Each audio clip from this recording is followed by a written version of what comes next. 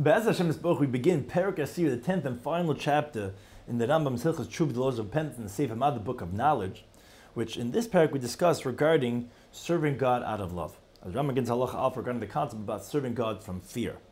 Al Yom Adam, a person should not say, look, I'm going to do the mitzvahs of the Torah, I'm going to engage in its wisdom, so that I can receive all the blessings that are written in it. And this is a continuation of the previous perek, which was speaking about regarding reward and punishment, or that I merit to the life of the world to come. And the efesh minavedes, and I also separate myself from the sins that the Torah forewarns regarding them.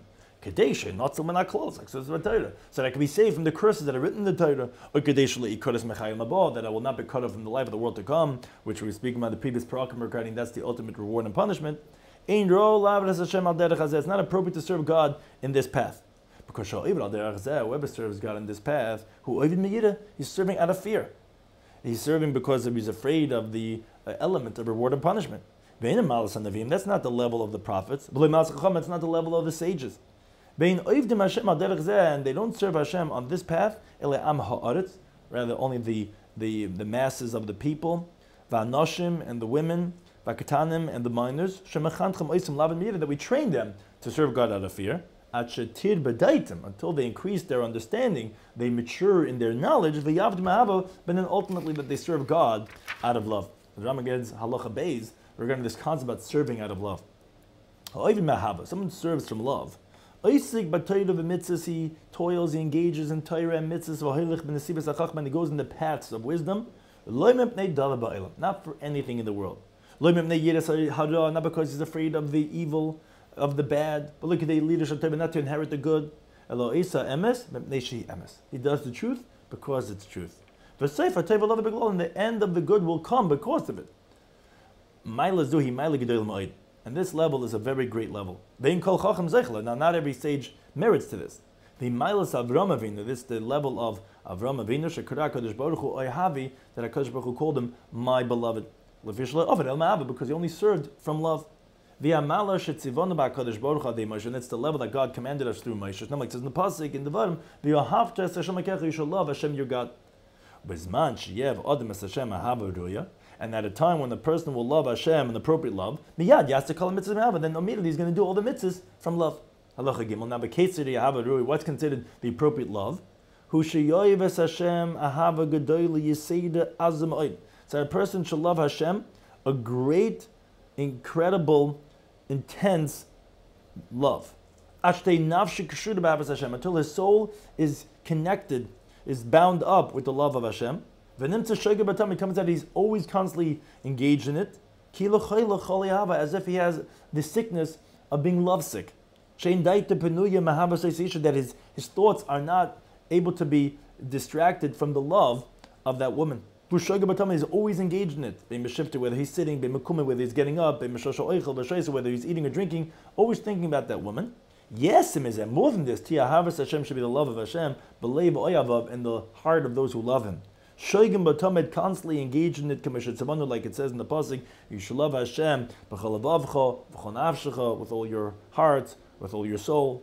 This is what Shlomo says metaphorically in Shir HaShirim, because I'm sick from love, being lovesick, which and the whole Song of Songs is that Megillah is actually all a metaphor regarding this love between the Jewish people and Hashem, which is that of a lover. The earliest sages said, maybe you're going to say, I didn't learn Torah. Look, I'm going to learn Torah that I be wealthy, or that I'll be called the teacher, or because I'll receive the reward in the world to come. Time 11, that's the pasuk says, no, ahavas Hashem, to love Hashem. Meaning, whatever you're going to do, like you should only do from a place of love. So to the sages said, it says a pasuk in Tehillim, in his mitzvahs he desires very much, which is not with reward of his mitzvahs.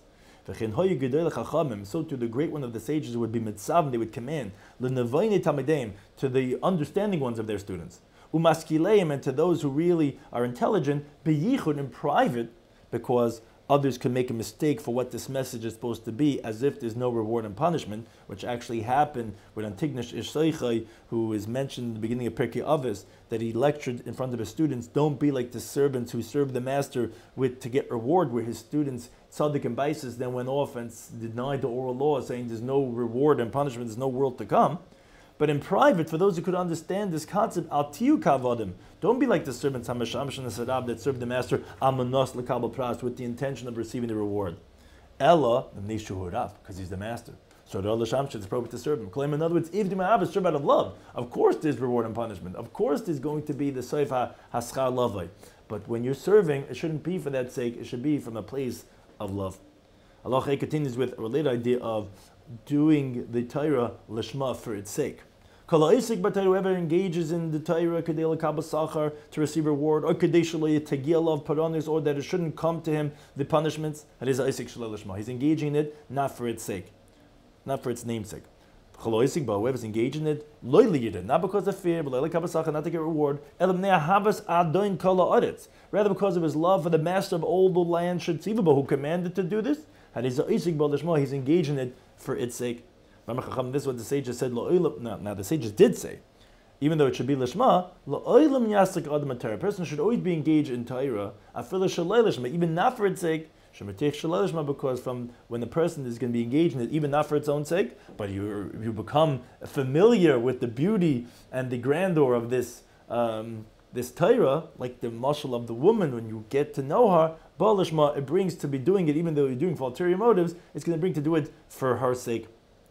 Therefore, so when you teach the children, and the women, and the general category of the people of the land, you don't teach them you teach them to serve from fear, or to receive the reward. But that's not the ultimate goal. That's that's where you start. It's a ladder.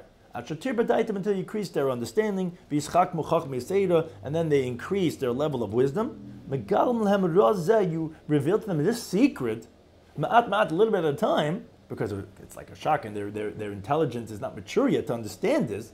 You get them accustomed to this idea calmly, until they attain it and they know it, and they serve out of love, not for the reward of the world to come, which is the irony that a greater is the Teshuvah Maisim Tovim, which the Rambam is talking about Hilchos Teshuvah, the famous Mishneh of us.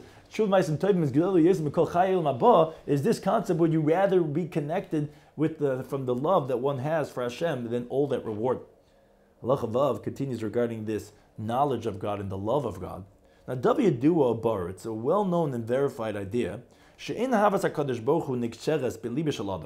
the love of Kadosh Baruch Hu cannot be connected, to be tied in the heart of a person, until the person is appropriately, constantly engaged in this, that he'll forsake whatever else is in the world except for this.